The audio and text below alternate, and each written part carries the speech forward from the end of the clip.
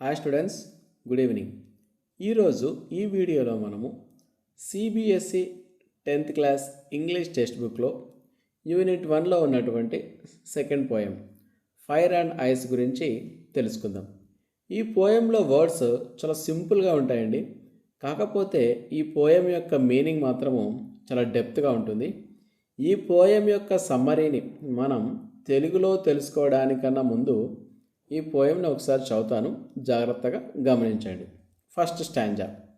Some say the world will end in fire, some say in ice. From what I've tasted of desire, I hold with those who favour fire. Second stanza.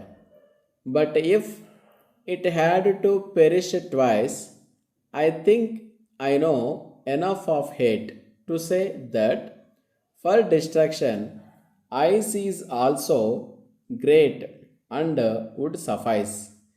SUFFICE. దీన్ని ఎలా pronunciation చేయాలి అంటే suffice అని pronunciation చేయాలి. ఈ పోయంలో words అని చాలా సింపుల్గా ఉన్నాయండి. కాకపోతే వీటి యొక్క మీనింగ్ మాత్రము చాలా డెప్త్గా ఉంది. ఈ పోయంలో హ్యూమన్ ఎమోషన్స్కు ఎక్కువ ప్రాధాన్యత ఇవ్వడం జరిగింది.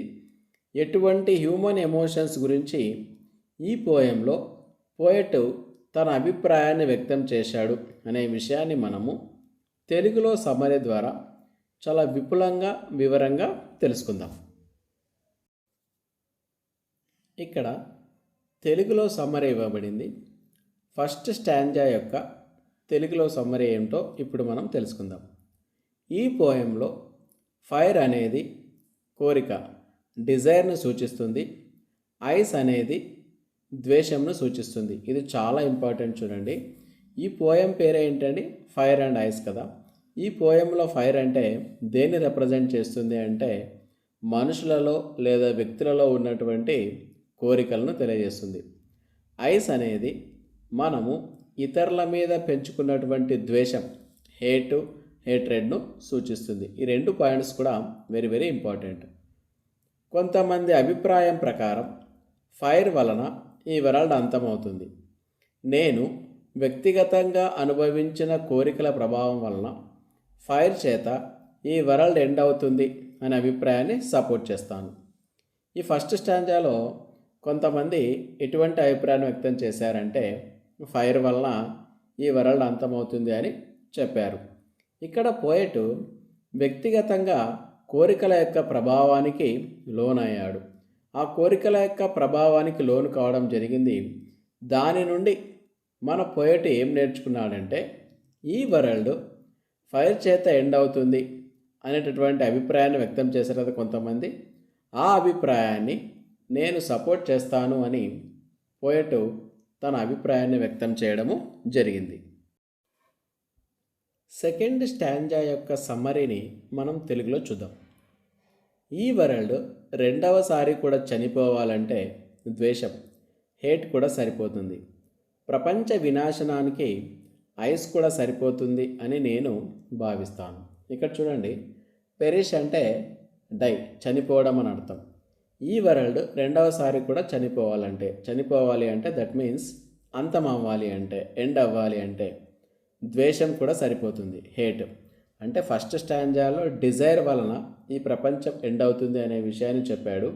సెకండ్ స్టాంజాలో ఈ వరల్డ్ హేట్, మనము ఇతరుల మీద పెంచుకునే ద్వేషం వలన కూడా ఈ ప్రపంచం నాశనం అవుతుంది అనే విషయాన్ని పోయెట్ మనకు తెలియజేస్తున్నాడు. ప్రపంచ వినాశనానికి, ఈ ప్రపంచ యొక్క డిస్ట్రక్షన్ జరగాలి అంటే ఐస్ కూడా సరిపోతుంది. అంటే ఇక్కడ ఐస్ అంటే ఏంటండి? మనము ఇతరుల మీద పెంచుకునే ద్వేషం అని అర్థం. ప్రపంచ వినాశనానికి ఐస్ కూడా సరిపోతుంది అని నేను భావిస్తాను. ఈ విధంగా పోయెట్ తన అభిప్రాయాన్ని వ్యక్తం చేయడము జరిగింది. ఫస్ట్ స్టాంజాలో ఈ ప్రపంచం ఎండ్ కావడానికి కారణం ఫైర్ అని చెప్పాడు. ఫైర్ అంటే ఏంటి? అక్కడ మానవులలో కలిగే విపరీతమైన కోరికలు, దురాశ అలాంటివి. సెకండ్ స్టాంజాలో ఈ ప్రపంచం అంతం కావడానికి కారణము మనుషులు ఇతరుల మీద పెంచుకునే ద్వేషం. ఈ కారణం చేత కూడా ప్రపంచము అంతమవుతుంది అనే విషయాన్ని మనకు పోయెట్ తెలియజేశాడు. ఈ విధంగా విపరీతమైన కోరికలు, తర్వాత ద్వేషము, ఇలాంటి హ్యూమన్ ఎమోషన్స్ ద్వారా ప్రపంచం అంతమవుతుంది అనే విషయాన్ని పోయెట్ మనకు ఫైర్ అండ్ ఐస్ అనే పోయం ద్వారా తెలియజేశాడు. ఈ పోయం రాసినటువంటి పోయెట్ రాబర్ట్ ఫ్రాస్ట్. ఓకేనా స్టూడెంట్స్?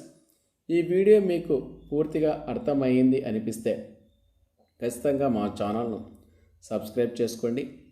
కంటెంట్ నచ్చినట్టయితే వీడియోని లైక్ చేయండి, మీ ఫ్రెండ్స్కు రిలేటివ్స్కు షేర్ చేయండి. మనం మరొక టాపిక్తో నెక్స్ట్ వీడియోలో కలుద్దాం. Until then, bye bye, see you. This is your English Vijay.